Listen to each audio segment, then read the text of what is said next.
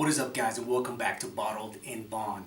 Today I wanted to do something a little bit different, and I did say in the beginning of making this channel that I was going to do something like this in the past, and that is revisit specific bottles that I still have and have not touched ever since the review. Well, maybe I touched it just a little bit, but anyways, A for science, right? Today what we're doing is we are trying Colonel EH Taylor Bottled in Bond.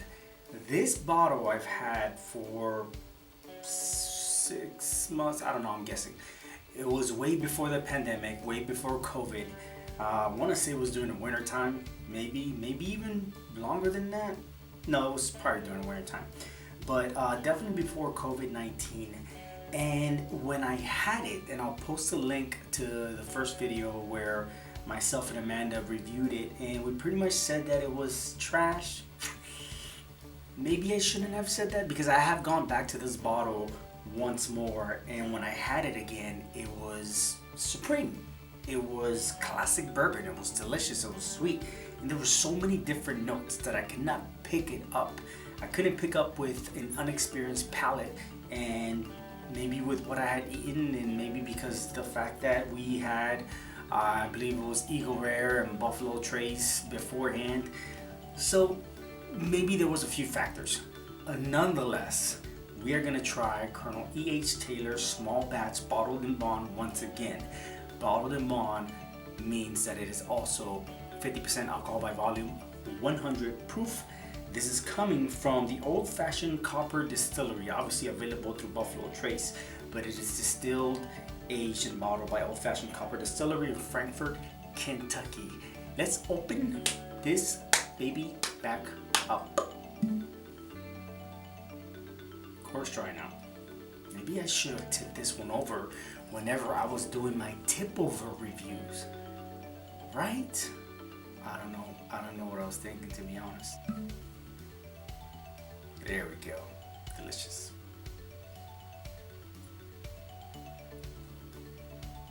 Oh yeah, you see, sweet caramel, honey, vanilla,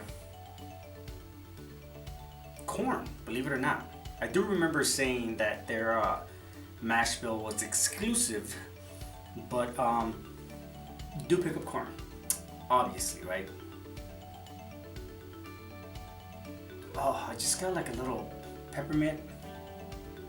No, not a peppermint, a cinnamon candy, dark cherry and cinnamon candy. A light, very light toffee note. This is the notes on this. It's fairly remarkable, to be honest. Really enjoyed on the nose. I'm pretty sure that if I keep going, digging deeper in this whiskey, I'm gonna pick up way more than what I just mentioned.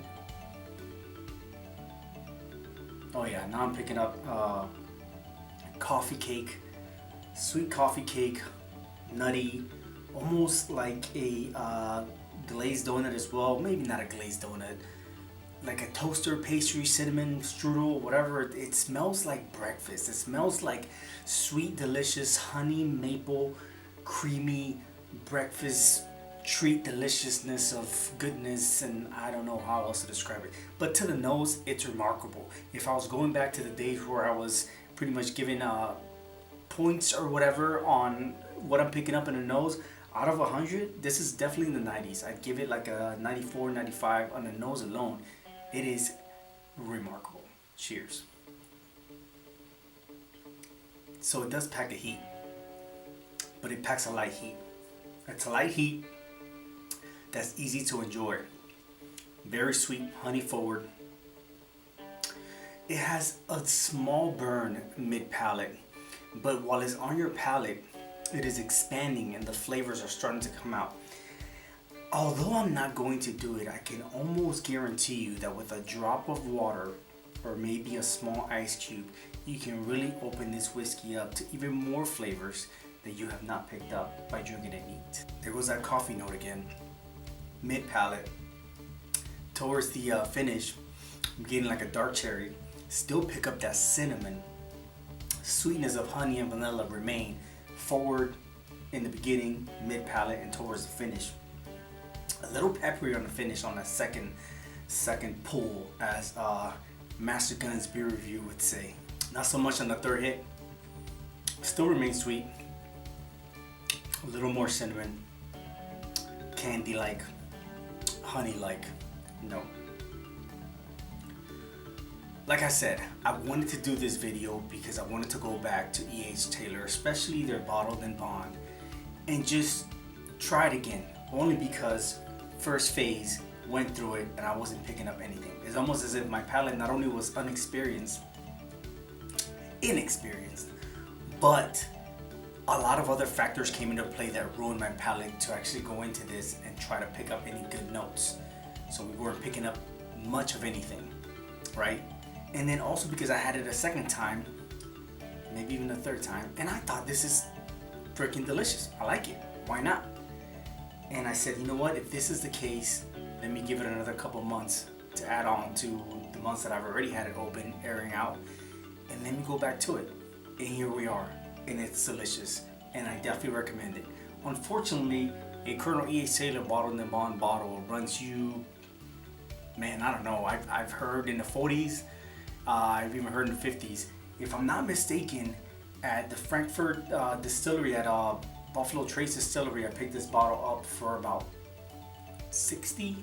It was either 60 or 65. Could have been like 67 with taxes or something like that. It was anywhere in the mid to high 60s. I'll leave it at that. Is it worth it? Let me work it. Put my thing down, flip it, and I'm just playing. Is it worth it? Yes, it is worth it. Nonetheless, guys, if you guys have had Colonel EH Taylor small batch bottled and bond and you thought it was great, let me know in the comments below. If you thought something else, let me know in the comments below, and also let me know what whiskeys you think I should be reviewing next here on Bottled and Bond. I'm Ozzy. This is Colonel EH Taylor small batch bottled and bond from Buffalo Trace, and this is Bottled and Bond. Cheers.